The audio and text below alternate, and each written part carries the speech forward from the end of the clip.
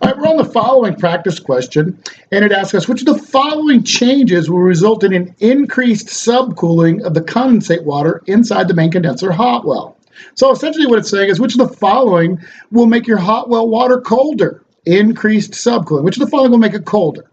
So I look at alpha. Decreasing circ water flow rate? No, that's not going to make it colder. That'll make it hotter. So that's definitely not it. Look for something that's going to increase cooling to the condenser. That would reduce cooling.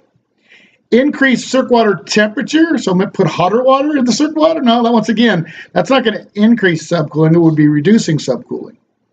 Decreasing main turbine generator megawatt load. That's a good one. We're going to have to look at that one. Let's see what Delta says. Isolate one bay of the condenser circulating water system. Well, if you get rid of a certain amount of circ water for the same amount of steam, the temperature is going to go up. So let's see why Charlie is right in this case. So which of the following will result in colder water? Well, if you just took your condenser, here once again, our condenser, with steam dumping down across the tubes from the top here, and the question really is, how do I get the temperature down here in the hot well? How do I get this water colder down here?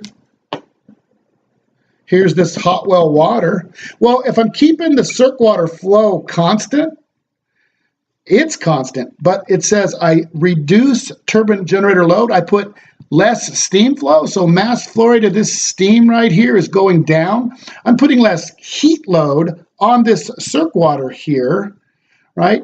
So this circ water can remove much more energy from the steam, and that would tend to actually make the water colder.